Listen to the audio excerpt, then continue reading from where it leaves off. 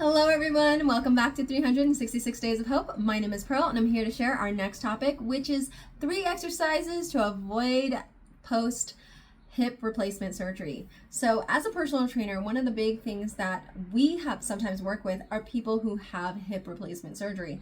And for us, it's so important for us to understand how the body moves and what exercises to avoid, especially if they've come right from PT. So if you've done your physical therapy and you're done with it, you want to be able to assist their body in not only healing but strengthening all the rest of the body parts that are important to support the hip. So one of the main ones that we really need to avoid is any twisting or using transverse movements. Those movements are going to cause some stretching in the abdominal and also putting pressure onto those hips and causing those other muscle groups that are right around it to possibly cause more damage. And we don't want to overstretch it, especially we may not know the severity of the hip replacement surgery or if they have any like hip joint replacement as well. We want to protect those muscles. So some of exercises they really need to avoid is anything that requires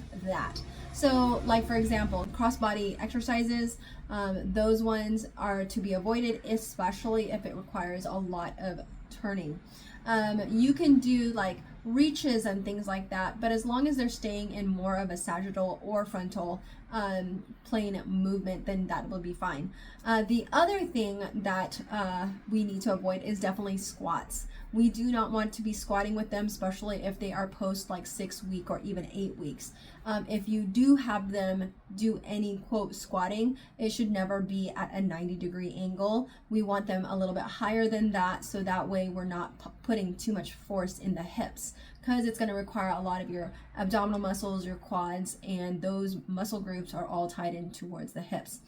The last one would be like doing high knees or lifting the knees up above the hip level. So we want to make sure that that stays balanced, because remember, when you're removing one leg off the ground, you're putting more pressure into the other leg, which means that you're putting pressure in your hips to maintain that balance and holding you up.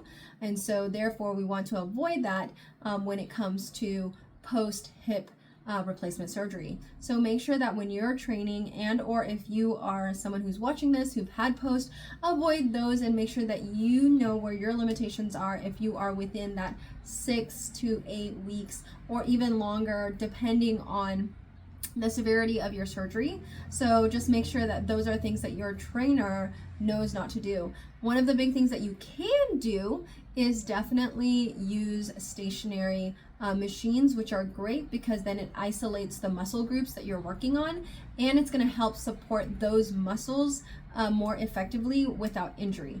You can definitely do body weight exercises, but you would be extremely limited, especially if you can't do like too many lateral movements or even front. Well, you could do some frontal movements, because with walking and things like that, you can definitely do forward movements, meaning that you're like taking a step forward and taking a step back.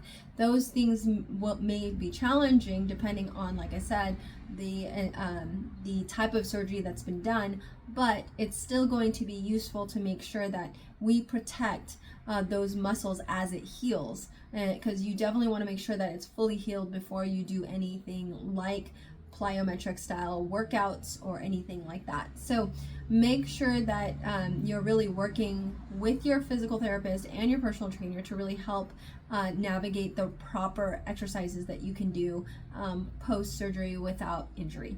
Okay guys, well that's it from me, and I hope that you live, thrive, and be healthy. Take care. Bye.